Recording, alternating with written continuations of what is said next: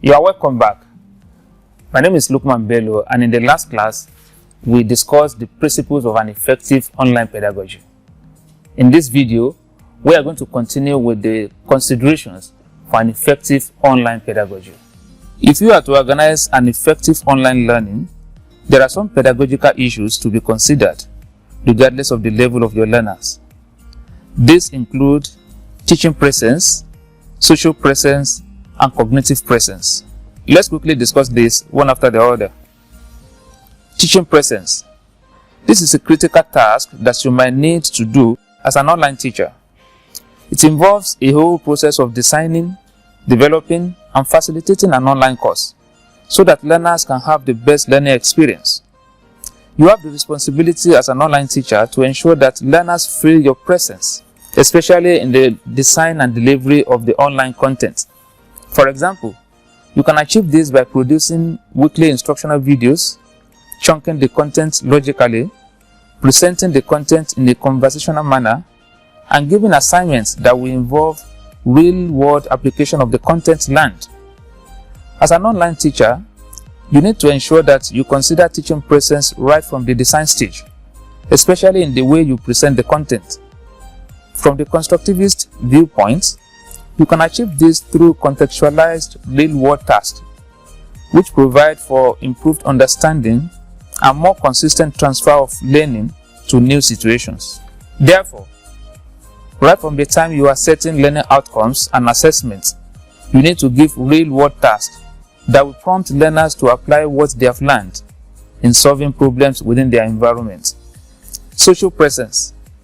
It is noteworthy that one of the main roles of online facilitator is being effective. Basically, social presence requires the facilitator to build a community of learners through effective interaction and exchange of ideas among learners from the design to the facilitation stage.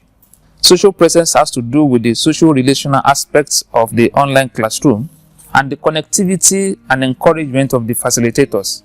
This can be achieved by structuring discussion forum questions so that it will provoke critical thinking and trigger discussion among the learners. You don't have to limit the level of your discussion by asking direct questions like, what are the elements in multimedia? This type of question will not generate discussion, as almost all the learners are likely to come up with the same responses. But consider this kind of question. You can say, the use of multimedia is necessary to engage 21st century distance learners. Do you agree with this statement? Share your opinion with the class. You can see this question requires learners to think and discuss from different perspectives. So, whenever you are creating a learning community with a discussion forum, ensure appropriate structuring of the question to elicit responses from the learners. Cognitive presence.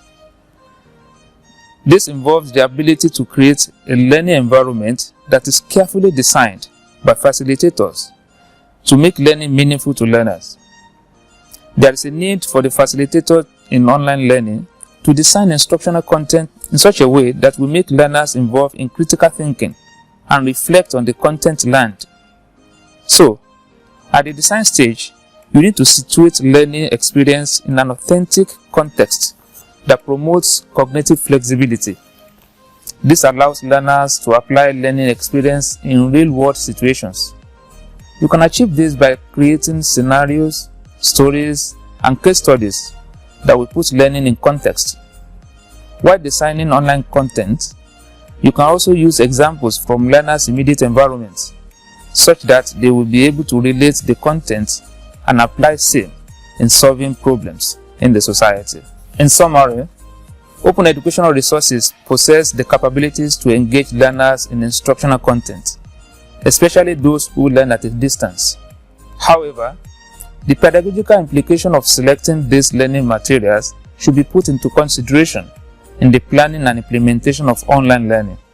In selecting OER for online learning, I would like you to think more of pedagogy surrounding the use of these resources, such that adequate online learning environments can be created to engage learners. This has implications for your effective organization of online learning in the future. By this, we have come to the end of Unit 2 of Week 2. And I thank you for watching. See you next time.